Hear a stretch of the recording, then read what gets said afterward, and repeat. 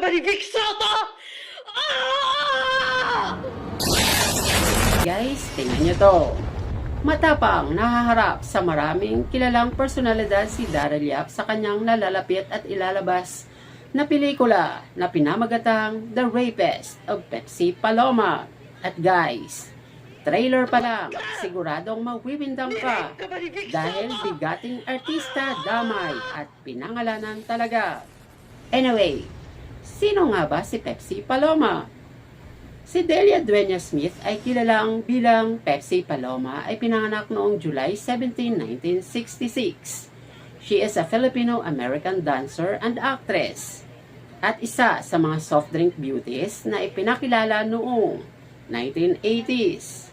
At noong 1982, inakusahan ng 15 anyos actress na si Pepsi Paloma sina Soto, Joey De Leon at Richie Lee Horsey na gang rape at pagkuha ng mga larawan sa kanya noong June 21 sa isang kwarto sa Sulu Hotel sa Quezon City.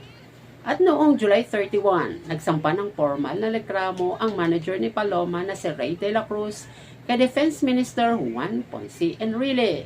At noong August 18, nagsampa si Paloma ng kaso ng rape and acts of lasciviousness laban sa tatlong personalidad sa telebisyon sa tanggapan ng Quezon City Fiscal. Ang krimen ng panggagahasa noong panahong iyon ay may parusang kamatayan sa Pilipinas.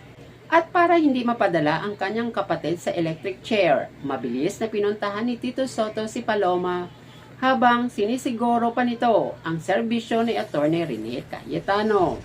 At ayon kay Paloma, pinilit siya ni Tito Soto na pumirma ng isang affidavit of desistance para ibasura ang mga kasong panggagahasa laban sa kanyang kapatid at mga kasamahan. Naglagay umano ng pistola si Tito Soto sa mesa sa harap ni Paloma nang pumunta ito para kausapin siya.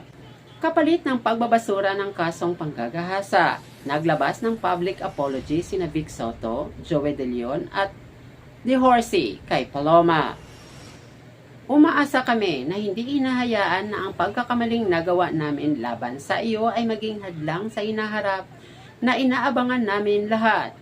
Kaya't hinihiling namin sa iyo na hanapin mo sa iyong puso na patawaran kami sa maling nagawa namin laban sa iyo. Sa kabila na naunang paghingi ng paumanhin ng mga sospek, napapanatili ni Tito Soto ang kanyang posisyon laban sa anumang pagkakasangkot sa whitewashing ng kaso ng panggagahasa at umano'y. Ang iskandalo ay gimmick ng partido ni Paloma para sa publisidad. Muli, sa kabila ng live na paghihingi ng tawad sa taong bayan, sinabi ni Soto na hindi siya sangkot bilang salarin sa panggagahasa kay Paloma at itinanggi niyang ginagamit niya ang kanyang posisyon sa gobyerno para maimpluwensyahan ang desisyon ng korte. Si Soto ay naging vice alcalde ng Quezon City noong 1988. Noong 2018, hiniling ni Soto sa The Philippine Inquirer na tanggalin ang mga naipublish na artikulong available online na nagbabanggit ng Pepsi Paloma case, na sinasabing ang mga ito ay fake news at nakakapinsala sa kanyang kasalukuyang reputasyon bilang senador. At noong May 1985, si Paloma ay natagpuang patay sa isang tila pagpapakamatay kahit na ang ebidensya ay nagpapahiwatig na ito ay aktwal na pagpatay upang maiwasan ang kanyang testigo laban kay Soto sa korte. Si De La Cruz naman ay pinatay makalipas ang ilang taon. At guys, binalikan din ng netizens ang panayam ni Julius Babaw kay Coca Nicolas noong 2024 tungkol sa controversial na kaso ni Pepsi Paloma laban kina Joey De Leon, Vic Soto at Richie Lee Horsey. At ibinunyag ni Coca na ang reklamo ay isang gimmick umano na isinulong ng kanilang manager na si Ray De La Cruz upang sumikat sila. At inalala ni Coca ang huling mga araw ni Pepsi, kung saan madalas nitong sinasabi na gusto na niyang magpahinga dahil pagod na.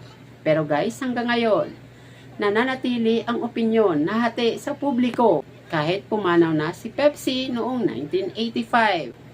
So guys, ang tanong, harangan ba ng MTRCB ang pelikulang ito?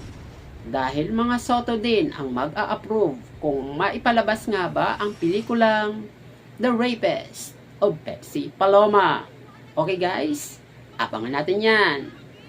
Thanks for watching and follow for more.